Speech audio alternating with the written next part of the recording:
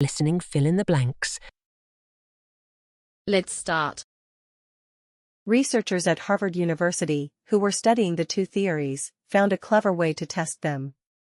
More than 20,000 internationally adopted children enter the U.S. each year.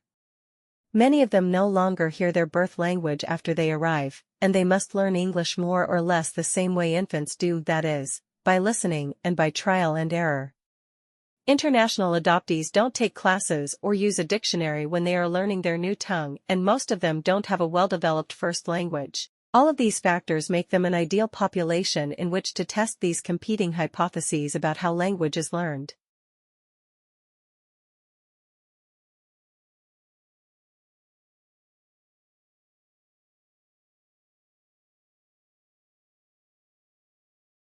But this potential answer also raises an even older and more difficult question. Adult immigrants, who learn a second language, rarely achieve the same proficiency in a foreign language as the average child raised as a native speaker. Researchers have long suspected there is a critical period for language development, after which it cannot proceed with full success to fluency. Yet we still do not understand this critical period or know why it ends.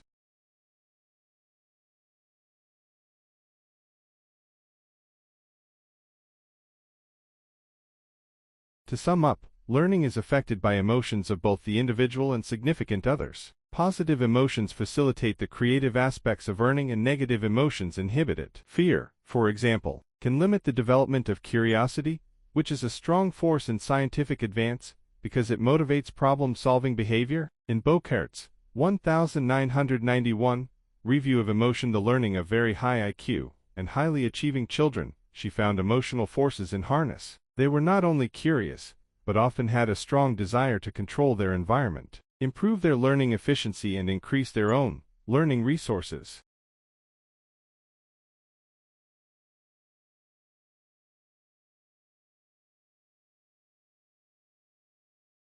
All jumping spiders have large eyes that look like binocular lenses, and they function pretty much the same way. Most jumping spiders locate their prey visually, and then jump and capture from 1 centimeter to over 10 centimeters away. Only a few species of jumping spiders invade the webs of other spiders, and the Portia spider is among them. Jumping spiders, including Portia spiders, prey on insects and other arthropods by stalking. Sometimes the spiders lure their victims by vibrating the web to mimic the struggles of a trapped insect.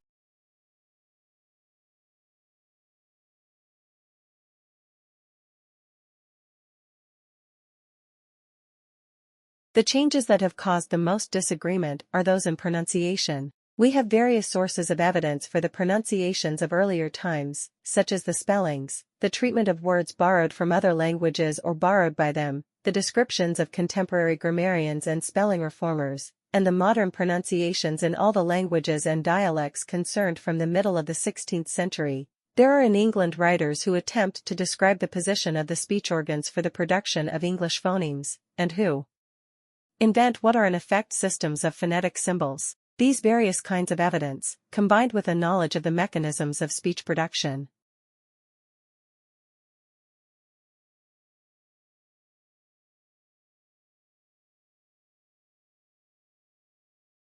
Governments require sellers of new medicines to demonstrate their safety and effectiveness. The accepted gold standard of evidence is a randomized control trial, in which a new drug is compared with the best existing therapy, or with a placebo. If no treatment is available, patients are assigned to one arm or the other of such a study at random, ensuring that the only difference between the two groups is the new treatment. The best studies also ensure that neither patient nor physician knows which patient is allocated to which therapy. Drug trials must also include enough patients to make it unlikely that chance alone may determine the result.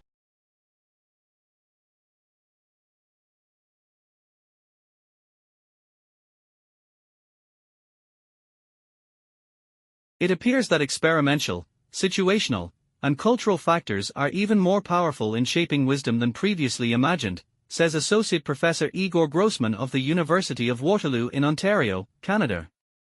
Recent empirical findings from cognitive, developmental, social, and personality psychology cumulatively suggest that people's ability to reason wisely varies dramatically across experimental and situational contexts.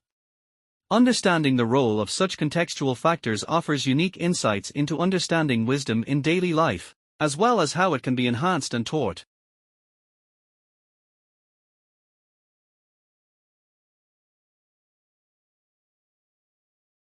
For many people, a long way in our everyday lives, we have to perform many acts out of habit to survive, like opening the door, shaving, getting dressed, walking to work, and so on. If this were not the case, we would, in all probability, become mentally unhinged. So strongly ingrained are our habits, though this varies from person to person, that sometimes when a conscious effort is made to be creative, automatic response takes over. We may try, for example, to walk to work following a different route, but end up on our usual path. By then it is too late to go back and change our minds. Another day, perhaps. The same applies to all other areas of our lives. When we are solving problems, for example, we may seek different answers, but, often as not, find ourselves walking along the same well-trodden paths.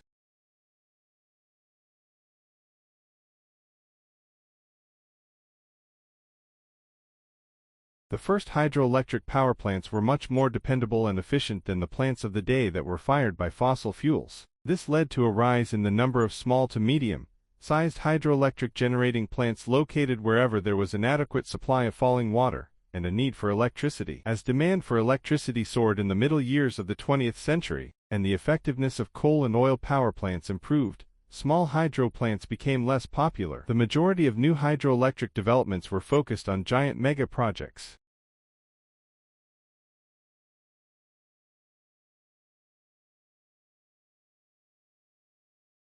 Like, share, subscribe the channel, and press the bell icon for further updates.